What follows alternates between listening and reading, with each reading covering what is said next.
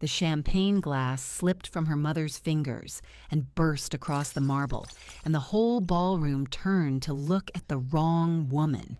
They looked at me, not at Margaret Nolen, 81 years old, swaying in her good gray dress with her hand still curled around nothing. At me. The daughter in the back, the one in the plain navy coat who hadn't said a word all evening. Not the quiet woman they thought they knew. Not the failure my mother had spent 40 years describing. Not the disappointment who left and never built anything anyone could point to. A man near the donor table had gone completely still. Tall, retired officer straight, a glass of soda water forgotten in his hand. He was looking at me the way you look at someone you thought was a story. And under the gasps and the scrape of chairs, 2 words had landed in that room and changed the temperature of it. Black Orchid. Before the night was over, every person who laughed at that toast would be standing, and the one who hissed the word disgrace would say something far worse, out loud, to the only people who could end her. But that came later. To understand how a dropped glass in the Aubrey Hall ballroom became the worst night of my mother's life, you have to go back to that afternoon to a narrow porch on Northwest Trenton Avenue, where I was sitting in a single rocker deciding whether to go at all. My name is Edith Nolen. I am 58 years old. I live in a craftsman house 2 blocks from the Old Mill District in Bend, Oregon. The kind of house that was cheap in 1974 and is not cheap now, with a porch that holds exactly 1 chair, because I have never needed 2. That afternoon, the river fog hadn't burned off yet, and the cold came up off the Deschutes the way it does in winter here, slow and patient, finding every gap in your coat. The invitation had come 3 weeks earlier, heavy cream paper, the Cascade Heritage Winter Gala. My sister Carol's handwriting on the inside, 2 lines. Mother wants the whole family there. Don't make this difficult, Edith. I almost didn't open it. I should tell you about my mother because you'll need to understand her to understand the rest. Margaret Nolen has a gift. She can take a wound and make it a story, and she can tell that story so often and so well that even the people who were there start to remember it her way. Her favorite story is me, the daughter who left. I left in the spring of 1986. I was 19. I'd signed my papers, and I was due to ship out, and the week before I went, my father died. Heart in his sleep, at the kitchen table over the morning paper. Walter Nolen, 53 years old, a county clerk who recorded other people's deeds and marriages and deaths for 30 years and then quietly became one of them. I went anyway. I had a date and an obligation and a thing inside me that wouldn't bend, and I went. I have spent 40 years being told that's the day I abandoned my family. My mother says it like a fact about the weather. She buried her husband alone, she'll tell you, while her oldest girl ran off to play soldier and never looked back. That isn't what happened. But I am the woman who never explains herself. I learned a long time ago that the work I did doesn't get explained, not to a room, not to a sister, not to a dying mother. The same silence she called coldness for 40 years is the silence that kept other things alive. I couldn't tell her that, so I let her have her story, and I sat in the back and I held my tongue. It's a discipline. People who've never needed it mistake it for having nothing to say. The night before I shipped out, my father sewed a button back onto my coat. It had torn loose, a brass one, and he sat at that same kitchen table and stitched it on with the wrong color thread because it was what he had. He flattened it under his thumb when he was done, pressed it smooth, and didn't say much. He wasn't a talker either. I've carried that button 40 years. It's worn down to a coin now, no edges left, and I keep it in my right coat pocket, and that afternoon on the porch I had my thumb on it without quite deciding to. I went to the gala because of him, in a way. Because Carol said Mother was failing, and because some part of me still believed the thing I'd believed since I was 19, that one day my mother would look at me in a room full of people and not flinch. That was all I ever wanted, to sit at the family table and not be the lesson. So I put on the navy coat and I drove west, across the river, up Century Drive to where the money is.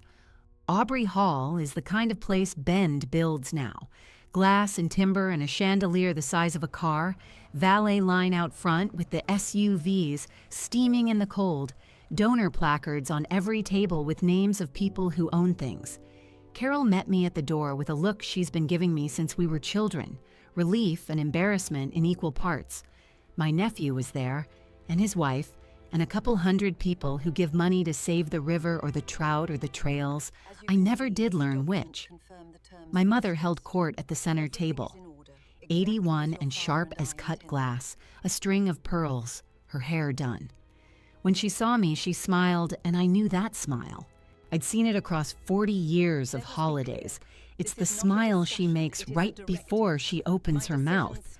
"There she is," Margaret said, loud enough to carry. "My daughter, the one who came back." A few people chuckled, the polite kind. I found my seat at the edge of the table where the centerpiece blocked half my view, and I set my napkin in my lap and squared the corners without thinking about it, an old habit, and I waited. Dinner came and went, salmon and small talk. My mother told the table about my sister's house in the hills, and about my nephew's company, and about the people at the table who built things, real things, things with their names on them. Twice she said a phrase I'd been hearing for years and never thought to question. After everything we're owed, she said it the way some people say, "Bless their heart." Once about a neighbor, once glancing at me about the family. I should have heard it then. I didn't. The toast started after the plates were cleared. The Gala chair thanked the donors. Somebody thanked the Gala chair. And then my mother stood up, slow, one hand on the table, and lifted her glass and tapped it with a spoon until the room went soft and turned toward her, because that is what rooms do for a woman like Margaret Nolen. "I want to say something about family," she said. "I knew, the way you know a storm is coming by the pressure in your ears. I knew before she said a word. Some of us spend our whole lives building. This city, these families, this land." She gestured around the room, at the river money, at the placards. "And some of us, well," she looked at me. The whole table followed her eyes. "Some of us had everything handed to us and let it slip through our fingers. My own father's land, gone. 40 years of a life and nothing to show for it. No husband, no children to speak of, not a thing built. I love my daughter." A pause she'd practiced. "But I won't stand here and call a wasted life anything other than what it is. It's a disgrace." She said the word like she was naming a color. The table laughed. Not cruelly, that was the worst of it. They laugh the easy way people laugh when an old woman is being a character, when they don't know there's a person at the end of the joke. Somebody said, "Oh, Margaret." Somebody clapped, 2 or 3 light claps, the applause you give a good line at a dinner party. I set down my fork. I didn't stand. I didn't raise my voice. I have heard worse said by better people in places my mother could not find on a map. And I had learned a long time ago that the loudest thing you can do in a room like that is nothing at all. I sat with my hands flat on the white tablecloth, and I let the laughter run out the way water runs out of a tilted glass. And I looked at my mother until she had to look somewhere else. People mistake that quiet for weakness. It's usually the last thing they get wrong about me. The retired officer 2 tables over was watching me by then. I'd noticed him during dinner, the only other person in the room sitting as still as I was. He hadn't laughed. He was studying me the way you study a face you're trying to place. I didn't know his name yet. I didn't know that in 20 minutes he'd say 2 words that would make my mother wish she'd kept her glass in her hand. I made it through the dessert. I made it through the coffee. I thanked Carol, and I told my mother the dinner was lovely because it cost me nothing to be gracious to people who can't help themselves. And I drove home across the dark river to the narrow house on Trenton Avenue, and I sat in my one rocker in my coat with my thumb on my father's flattened button, and I told myself it was the last time. I'd done my part. She would never see me without flinching. I could stop hoping for it. I almost believe I'd have left it there. I almost believe I'd have let her keep her story for whatever years she had left. Then, 4 days later, I came up my own porch steps and found a notice taped to my front door. It was a foreclosure notice.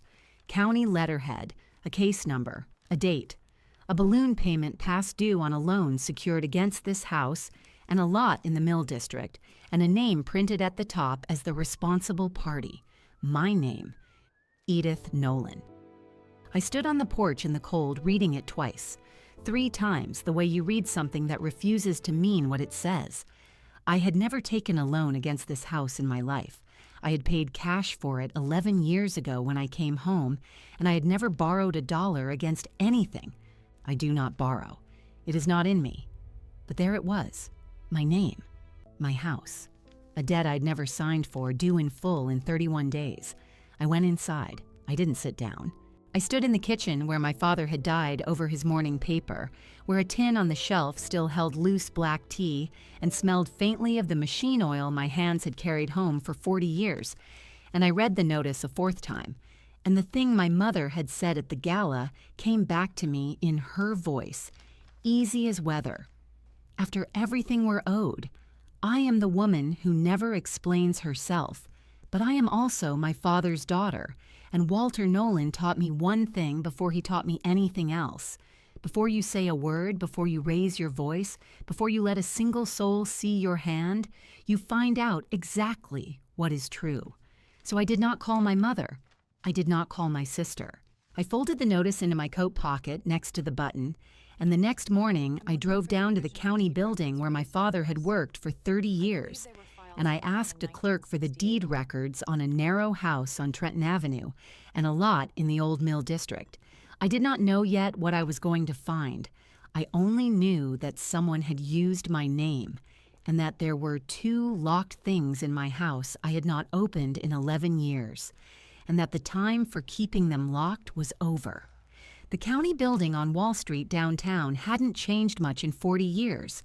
Same low ceilings, same fluorescent hum, same smell of toner and old carpet that I would have known with my eyes shut. My father walked these halls for 30 years. There's a wing of records back behind the assessor's counter where the deeds live, the real ones, the originals. And as a girl, I used to sit on a stool in that wing while he worked and listen to him explain that a deed is a kind of promise the land makes to keep faith with the people who came before. I didn't tell the young woman at the counter who I was.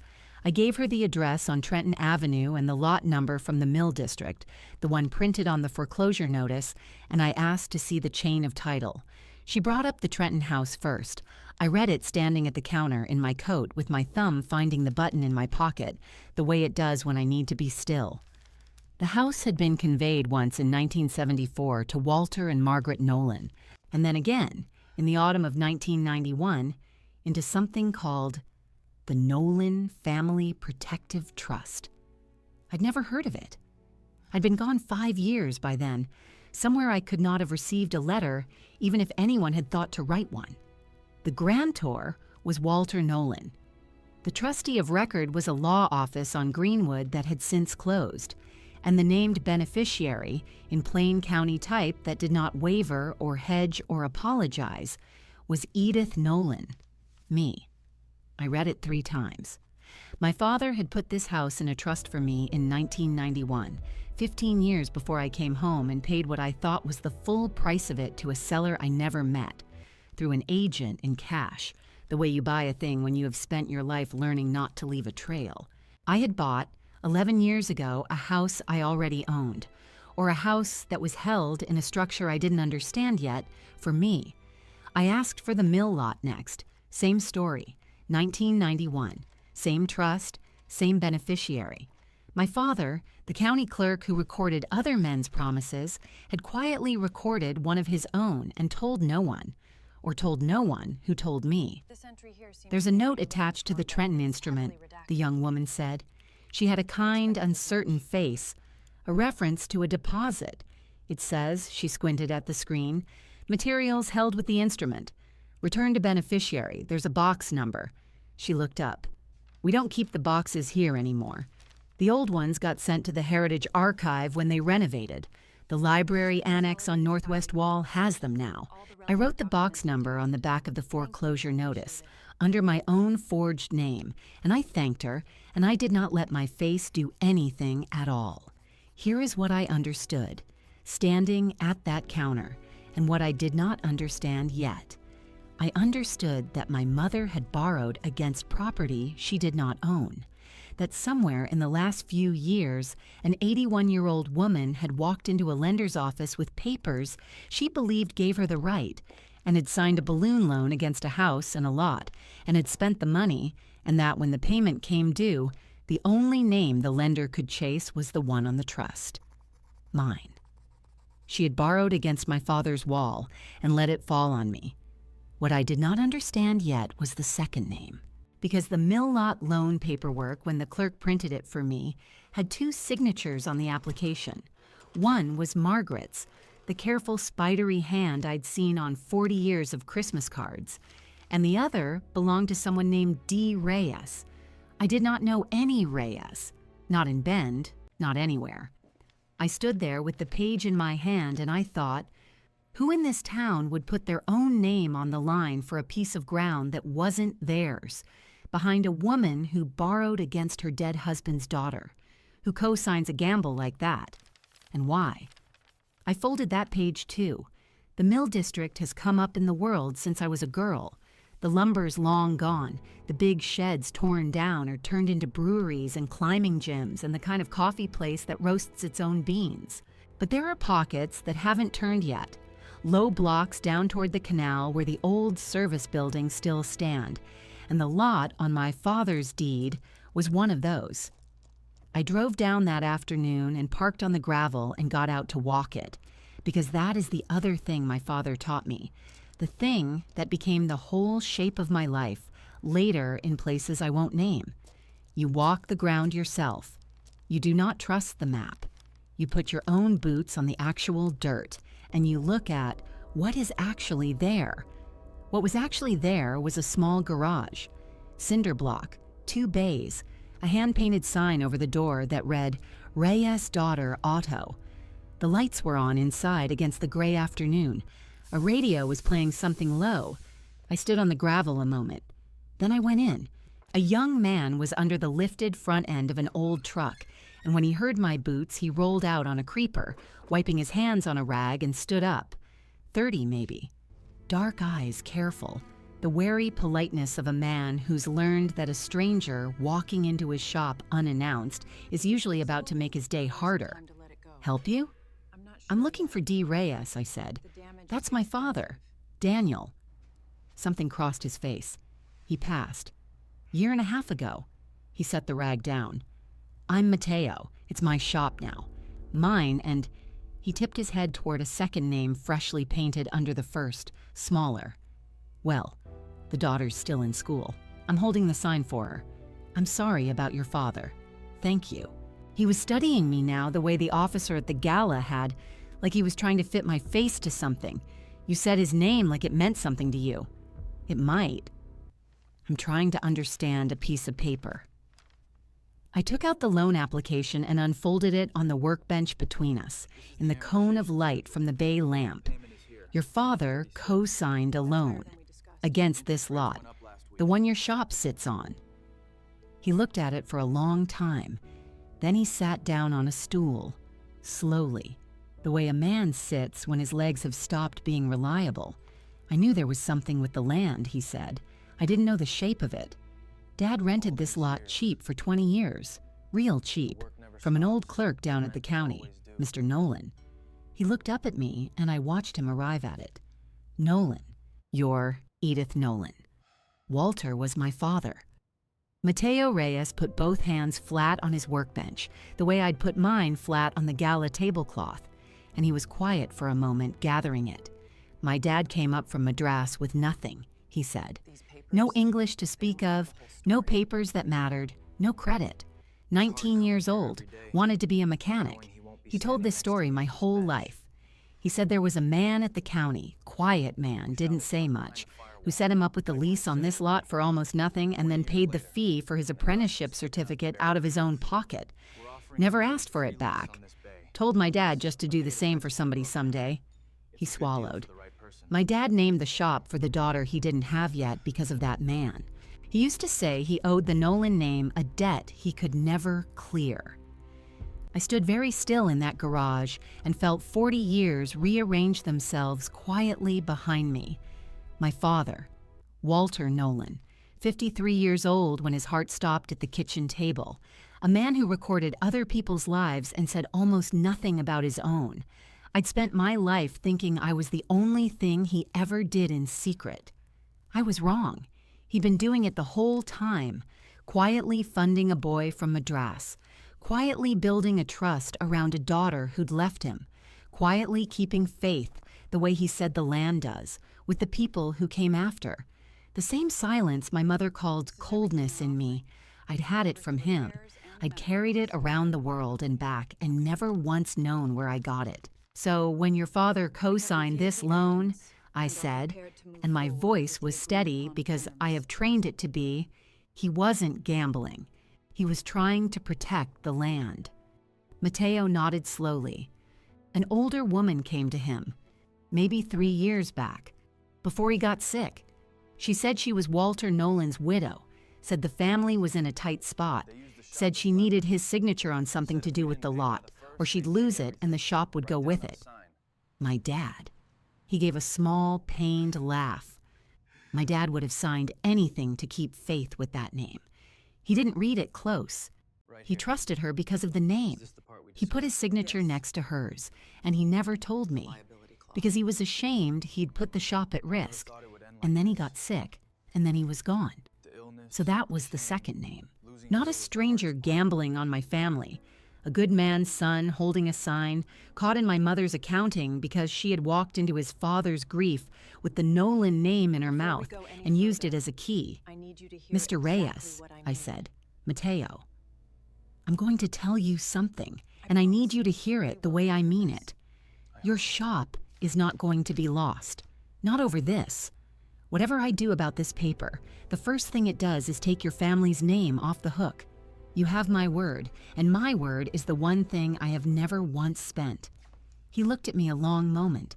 Then he stood and put out his hand, and I shook it, his grip still rough with the truck he'd been under. You talk like him, he said. Mr. Nolen.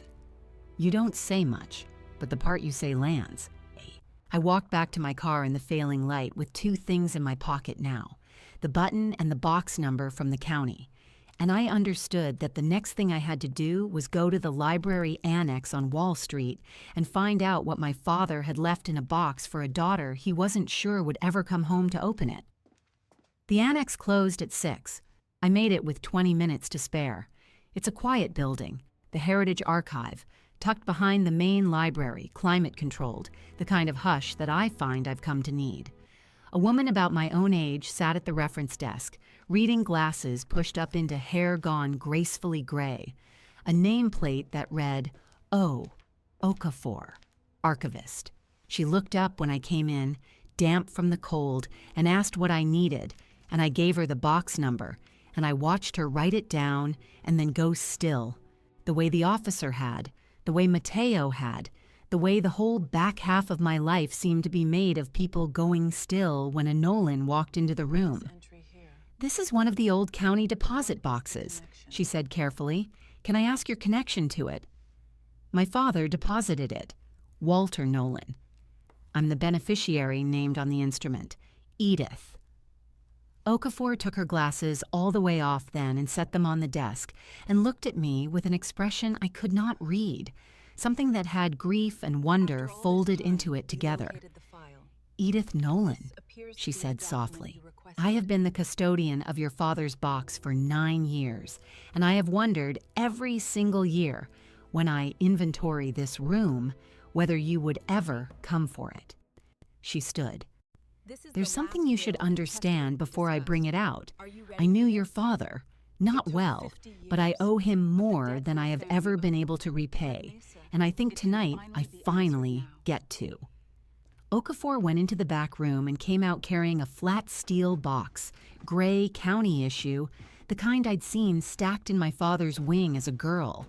She set it on the desk between us with a care that told me she'd handled it before, more than once, and not casually.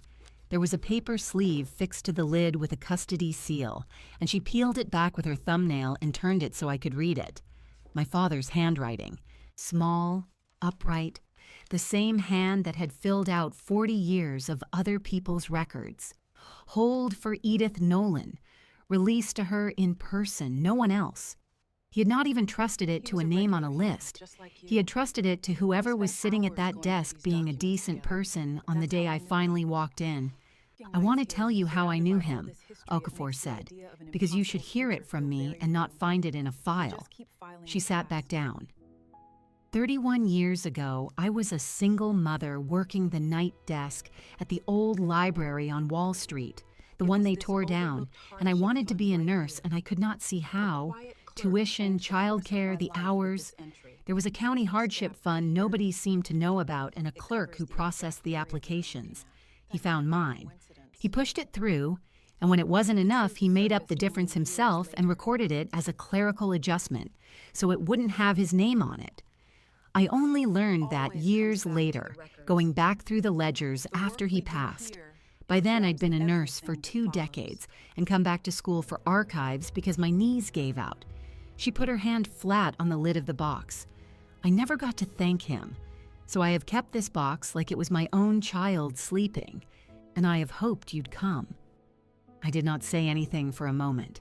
There was nothing in me steady enough to be trusted with words yet. My father had funded a boy from Madras and a night desk mother across town, and a trust around a daughter who'd left him, and he had recorded none of it under his own name, and he had died at a kitchen table with all of it tucked away unspoken, the way I have tucked my whole life away unspoken, and I had spent 40 years believing his silence with me was the same as my mother's, that it was a verdict. It was not a verdict. It was the same thing I do. It was love that does not announce itself because announcing it would put it at risk. There's a reel in there, Okafor said. Audio. We don't have a machine that takes that format anymore, the heritage budget being what it is, but the deposit came with a transcript your father typed and sealed alongside it. County rule, in those days, a sound recording in a deposit box had to have a written summary, so a clerk could index it without listening. He wrote his own. She drew a second, thinner envelope from inside the box and held it without opening it. I read the index line when I inventoried it 9 years ago. Just the index line. I made myself stop there because the rest was yours. She handed it across. The index line says, Deed and Provision for E.N., with explanation, recorded by W.N. in his own voice. I took the envelope. I did not open it standing in that quiet room with a kind woman watching me, because some things you do not open in front of anyone, not even someone who has earned the right to be there. I put it in my coat with the button and the box number and the loan page. Okafor walked me to the door and unlocked it because it was past 6 now, and as I stepped out into the cold, she said one more thing. He used to say a record outlives the hand that writes it. I think he meant it as comfort. I think he was right. She paused. Whatever you're carrying this for, Edith, you're not carrying it alone the way you think you are. He set people all over this town to catch you. We just didn't know that's what we were until tonight. I drove home to Trenton Avenue with the heater ticking and the streetlights of Bend sliding over the windshield, past the breweries and the climbing gym and the dark mouth of the canal, and I did not turn on the radio. I parked. The porch light was on the way I leave it. The single rocker sat empty against the rail, the one my mother sits in the rare times she comes, the one she rocks in while she tells whoever's there what I cost the family. I went inside and I stood in the kitchen a moment with the tin of black tea on the shelf and the smell of it. Tea and the ghost of machine oil that has lived in my hands for 40 years. And then I went into the bedroom and I knelt at the foot of the bed in front of the cedar trunk I had not opened on purpose in 11 years. I told myself I kept it shut because the past was past. That was a lie I let myself believe. I kept it shut because my father gave me that trunk the week before I shipped out, sanded and oiled it himself, and the last time I'd seen him alive, he was kneeling right where I was kneeling now, fitting the brass hinges, telling me a trunk should have a place no one knows about because everyone needs one thing that's only theirs. I had thought he meant it as a fatherly nothing. I lifted the lid. The smell of cedar came up at me like a hand. On top were the things I let myself remember I kept. A folded flag I will not explain. A photograph. A child's church shoe I have never told a living person about. I took them out and set them on the bed with both hands, and then I felt along the bottom boards the way he'd shown me a girl with a secret should, pressing at the back left corner until the false bottom he'd built into my trunk released with a small wooden sigh and lifted on a hidden hinge of its own. Underneath, flat against the raw cedar, was a sealed tin, round the size of a dinner plate, the kind that holds a reel of recording tape, the lid taped down with paper tape, gone amber with age. On the lid, in my father's small, upright hand, 3 things and nothing more. B.O. returned to E.N. And under that, smaller, you were provided for the whole time, Edie. He had known. Not the call sign, he couldn't have known that. That came years after he was gone. B.O. To him meant something else. The family joke he and I shared and no one else did. The black orchids he grew in the cold frame behind the house because everyone told him they couldn't be grown in Bend, and he grew them anyway, quietly, for the daughter who loved them and never entered them in any show. He'd marked my tin with the thing only the 2 of us knew, and when I went to a desert I will not name, and a planning officer asked me on a bad night what to call the thing we were building, I had said the only true private thing I owned, the flower my father grew that the experts said was impossible, the thing kept alive by being kept quiet. Black Orchid. I had named the most classified work of my life after my father's hidden garden and never once told him, because I couldn't, because by then he was 11 years gone, and the whole point was that no one could ever know. He had marked this tin with our secret decades before I turned it into the secret that kept men alive. 2 silences, his and mine, the same silence, reaching across 30 years to touch in a cedar trunk at the foot of my bed. I carried the tin to the kitchen table and set it under the light where my father died. I do not own a machine to play it either, but I had his transcript, the one he typed in his own hand and sealed, and I sat down at the table and I worked the amber tape loose with my thumbnail, slow, the way you open a thing you cannot replace, and I lifted the lid. Inside, cradled in the reel like he'd left it yesterday, was the tape, and folded against it, a second copy of the transcript, his in case the one downtown was ever lost, because a man who records other men's promises for 30 years does not trust a single copy of anything. I unfolded it, and I read my father's voice off the page in the kitchen where I last heard it out loud, and it was steady, and it was him, every plain, short sentence the way he built them, the way I build mine, the way Mateo said I talk. Edie, if you're reading this, you came home, and I wasn't here, and I'm sorry for that more than the tape can hold. You left the week I went, and your mother has told you a story about that ever since, and I want you to have the true one in my own words so you can set the other one down. You didn't abandon us. I told you to go. You wanted my blessing, and I gave it because I'd seen what you were going to be, and I was not going to be the man who stood in front of it. I never told your mother that. That was my mistake, and it cost you 40 years, and I knew it might, and I let it stand because the work you were going into could not have a mother in this town telling the room where her daughter was. Your silence kept you alive out there. Mine kept you covered back here. We were doing the same job, you and I, from 2 ends of the country, and we never once got to say so. I had to stop reading. I sat with my fist closed around the brass button in my pocket, the one he sewed back onto my coat the night before I left, biting it through the wool so it would hold, and I let the kitchen be quiet around me the way he liked it. Then I read the rest, because he'd want me to finish what I started. Here's the part that matters, he wrote. I know your mother. I love her and I know her, and those have never been the same size in her. When I'm gone, she's going to believe this house and the mill lot are hers to spend, because believing she's owed has always been easier for her than being afraid. And she is afraid, Edie. She has been afraid of money her whole life, and she hides it as pride. She'll spend what isn't there. So I built a wall in front of it while my hands still worked. The Trenton house and the lot are in a trust, recorded, and you're the beneficiary, free and clear, and no loan against them can stick to anything but the trust, and the trust answers to you. If a paper ever comes to your door with your name on a debt you never made, you take it to the county, you pull the record, and you stand on what's already true. Don't shout. You never had to shout. You were provided for the whole time. I just couldn't tell you while I was alive without telling everyone. There was one more line, set apart at the bottom, the way he set apart the things he meant most. Grow the orchids, Edie. Let them say it can't be done. Then do it quiet and let the flower be the argument. I folded the transcript along his creases and put it in my coat with the button, and I sat at that table a long time, while the house ticked and cooled, and I was not crying.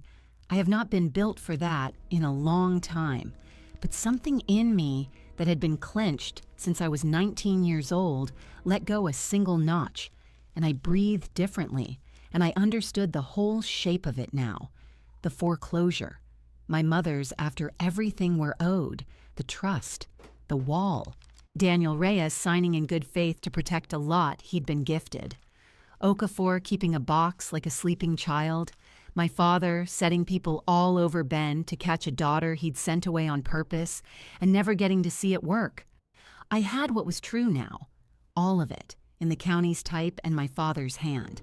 The next thing was the part he told me not to do loudly, and I would honor that. I would not shout. I have never had to shout. But there was a gala coming, the second one of the winter season, the donor dinner up at Aubrey Hall off Century Drive, where the river money gathers under the chandeliers. And my mother would be there at the head of a table, performing my failure for the room the way she always did. And there would be a county trustee in that room because there always is, and General Harlan Pruitt would be there because his name was on the donor placard I'd seen in the lobby the first night. And before any of that, there was a lunch. Pruitt had left word with the Gala committee that he wanted to meet the planners for the veterans wing they were funding, and someone, not knowing what they were doing, had put my name on that list. Because in this town, I am only the quiet Nolen woman who keeps to herself on Trenton Avenue, and that is exactly the kind of person a committee asks to help plan a thing and never thinks to wonder about. I almost said no. Then I thought of my father growing the impossible flower in a cold frame and entering it in no show, and I thought, no, I'll go to the lunch. I'll keep to the plan. I will not shout, but I will sit in the room. I did not know yet that I was about to be recognized. The committee lunch was in the small east room off the main hall, 11 of us around a folding table with a foam model of the veterans wing under a plastic cover, and I sat where they put me, near the end, with a name tag that said E. Nolen and nothing else. Because nothing else is what this town knows to write. General Harlan Pruitt came in late, in a gray suit and not the uniform, an old man now with a straight back and a way of filling a doorway without trying, and he shook every hand around the table, including mine, and did not look at me twice. They talked about the wing. They talked about a quiet room for the families, and a chapel that wouldn't favor one faith, and parking and the donor wall, and somewhere in there, a young architect asked how you move a grieving family through a building without making them feel watched, and the question sat there unanswered, until I set down my water and said what I knew. You don't route them past the windows. You give them a corridor with one turn in it so they can stop and not be seen stopping. And you put the exit where they expect the entrance to be, because people who are holding themselves together need to leave the way they came in without anyone reading it on their faces. I said it plainly. It was just the truth. The room nodded the way rooms nod at a sensible woman, and they moved on to lighting, and I went back to my water. But General Pruitt had gone still. He did not interrupt. He let the lighting conversation run its course, and he watched the model, and when the committee broke for coffee, he came down the length of the table and sat in the empty chair beside me and folded his hands and looked at them for a moment before he spoke. "You routed a withdrawal corridor just now," he said quietly. "Not a building. One turn so they can break down out of sight. Exit where the entrance should be. I learned that from a planning document I was not cleared to write and could not have written if I were." He turned and looked at me then, full on an old soldier reading a face the way Okafor had read a custody seal. "There was one author on that document," he said. "We never had a name for her, only the work, and the work had a name. He said it low, almost gentle, the way you'd say a thing you'd carried a long time and never expected to set down. You're Black Orchid. I did not confirm it, and I did not deny it. I have spent my life not confirming and not denying. It is the whole of the discipline." And I closed my hand around the brass button in my coat pocket and let the silence be the answer. And he understood the silence, because he had lived in the same one. He didn't shake my hand again. He stood and he straightened, and for a moment I thought he might do something there in a committee room over foam models and cooling coffee. But he only said, "I'll see you tonight," and went to get his coat. I drove home to Trenton Avenue, and I made tea, and I sat with the deed and the trust, and my father's transcripts spread on the kitchen table under the light, and I put them in a flat folder, and I dressed for the gala in the dark gray I keep for funerals, and I drove back up Century Drive in the cold with the folder on the passenger seat where a person would sit. Aubrey Hall at night is all chandelier and river money, the valet line steaming, the donor placards in the lobby with Pruitt's name and a dozen others, and my mother at the head of the long center table in claret silk, holding court the way she has held court my whole life, telling the people near her something that made them glance down the table toward the empty chair with my card on it. Margaret Nolen at 79 is still the most graceful person in any room she enters, and she has used that grace as a blade for 40 years. And the worst of it is she believes she is the wronged one. She has always believed it. She has needed to believe it the way a drowning person needs the thing they're holding to be a raft and not a stone. I took my seat. She did not greet me. She waited until the salads were down and the room was warm and loose, and then she tapped her crystal with her ring, that small bright sound that has meant my humiliation since I was a girl. And she stood. "I want to thank you all," she said, "for what you're building, a place for people who gave everything. And I want to say, as a mother, that I know what it is to give and get nothing back." She let that land. "Some of us raise children who build things," she said, "and some of us raise children who simply leave, who let the family land slip through their fingers, who go quiet for 40 years and come home with nothing to show, no family, no fortune, no account of themselves." She lifted her glass toward me, and she smiled the smile, and she said the word she came to say. "A disgrace," she said, "but she's still my daughter, and I forgive her, because that is what mothers do." And the table laughed the soft, cruel laugh of people who do not know they are being used, and they raised their glasses, and someone said, "Hear, hear," and I set down my fork and I said nothing, because I had nothing to prove to a room and a great deal to protect. And my silence was not the silence she thought it was. It never had been. That was when General Harlan Pruitt stood up. He stood the way old soldiers stand, slow and then complete, and the laughter trailed off because a man like that standing changes the air in a room. He did not look at my mother. He looked at me, down the length of the white tablecloth and the candle flames, and he said 2 words into the quiet, clear enough for the trustee and the donors, and the woman in claret silk to hear every letter. Black Orchid. And then, while the room sat confused, he did the thing I will carry to my own kitchen table at the end. He came to attention beside his chair, and he raised his hand to his brow, and he held the salute. An old commander saluting across a ballroom full of people who had just laughed at me, and 2 other men I had not marked as anything rose at their own tables and did the same. Men who had served, who knew the name even if they had never known the face, and they held it. My mother stood frozen with her glass still up. The room did not understand, but it understood that something it could not see was true, the way a congregation feels a thing without being told. Pruitt lowered his hand. "The operation that name belongs to," he said, "is still classified, and I will not describe it, and I could not if I wished to." He let that sit. "But I have buried men who came home because of work this woman did and never signed," he said, "and I will not stand in a room while she is called nothing."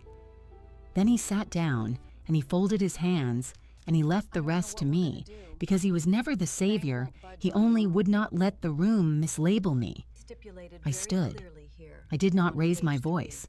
I have never had to.